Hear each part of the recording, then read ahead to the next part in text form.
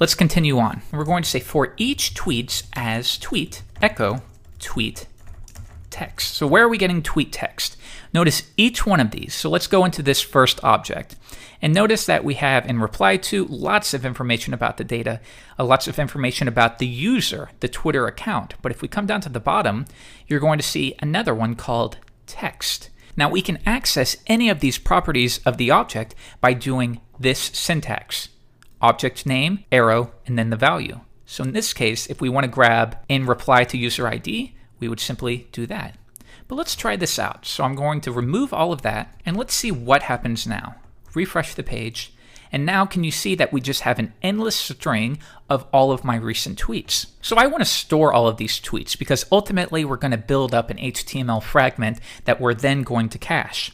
So let's do that now. I'll create a variable called data, and actually that'll be an array. And now instead of echoing it out, I'm going to add that information to the array. Data equals tweet text. So now add a new item to the array and make that equal to the tweet. Remember, we had this option to specify the number of tweets. Right now, it's going to grab as many as it can, and that default is maybe set to 10 or 15.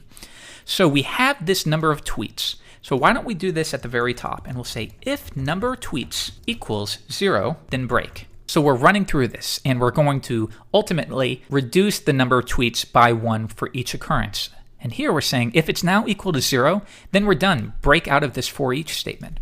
And here at the bottom we'll say num tweets minus minus. And what this will do is it's going to take that number, and by default that's going to be 5, and every time through the for each statement it's going to reduce it by 1. We can actually combine this. So if I were to do it up here, we're getting the same effect. We read the value of number of tweets and we find out if it's equal to 0, and then we reduce it by 1. Now, if you've ever seen the minus minus come in front, this means first reduce this variable by 1 and then read the number. And that's not what we want in this case. So at this point, we're ready to build up our HTML fragment and save it as metadata for the specific post that we're adding the shortcode to. In this case, it would be the post with a number of 6 or an ID of 6. But now we need to think, how are we going to cache it?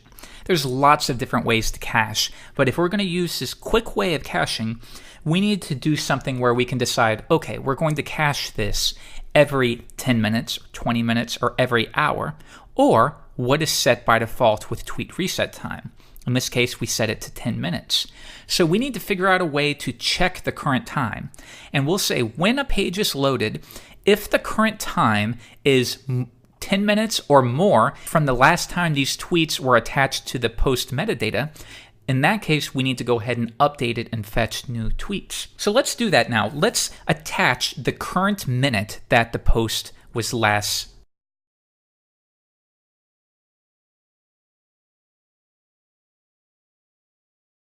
Now we'll go ahead and add the first item of the array, and that is going to be the current minute. So when this page is run, it'll be the current minute, and that will be inserted into the database. So let's say the current minute is 3:32. 32 will be attached into the database. Then, when the page is loaded later by anyone else, we're going to run and say, is it 3:42 or later? If it is, we need to get new tweets. But if it's 3:37, it's only been 5 minutes and we can still use the cached tweet. We will go ahead and store that current minute. And we can do this by running date I time. This is a nice little trick to run. When you call date and you pass in time as the second parameter, it's going to use the current time as the basis. And then we can use a handful of different key symbols. In this case, I refers to the minute. If you need to know more, you can simply search for PHP time, and it'll give you a huge list of your options, whether you want to display the hour, the month, the second, the day, the year. In this case, lowercase I will refer to the 2-digit minute of the current hour. So now we've created a new array and we've made it equal to the current minute. In this case, it would be 3:33. But one thing to be aware of is 33 will be the string 33, not the integer 33. So I'm going to fix that right now and make sure I cast that to an integer. Next, let's build up our fragment. So we want to display our tweets within an unordered list. So we'll do that right now. recent tweets, and we're going to add a new item to it, and that's going to be equal to first a UL, and let's go ahead and give it a class name just in case the user wants to style it. And I'm going to use JW tweets. Next, we're going to have a list item. And here's a trick you can use. Rather than doing another for each statement, you can use implode. And what implode will do is it's going to take an array and turn it into a string. But the first parameter you pass to implode will be, what do you want to use as the separator? So often you'll do a comma, and that'll turn an array, and it'll echo out all of the items in that array as a string, with each one being separated by a comma. But watch what happens if we use a closing list item and an opening list item as the separators. The second parameter for implode is going to be, what array are we working on? Put that in right there. And then finally, let's close out our last list item and close out our closing UL. So this is a way to get rid of a for each statement. You create your opening UL, you create the very first list item, and then you take all of those items in the array and you echo them out, but each one is going to end with a list item and an opening list item. And then when you get to the very last one, we just need to close that last list item and close out the UL. Good, so now we have this array. Let's go ahead and cache this and attach it to the post. That way we don't have to stress out the Twitter API every single time somebody loads our page. Once again, going with the each function gets its own idea, we'll create a new function and that'll be called cache. Now, what are we caching? We're going to cache the recent tweets. Let's create that function now. Function cache, and that's going to accept the recent tweets. So now at this point, I want you to remember that recent tweets is an array. The first one is going to be equal to the current minute, and the second one is going to be equal to the tweet HTML fragment. So first, to attach post data, we can call the WordPress function add post meta. Now this function is going to accept 3 parameters. The first one it needs to know is, what is the ID of the post that we're attaching meta information to? Well, we can grab that, but first we need to go up and say global. Go up and get the global ID for the post. We need to provide a name to this metadata.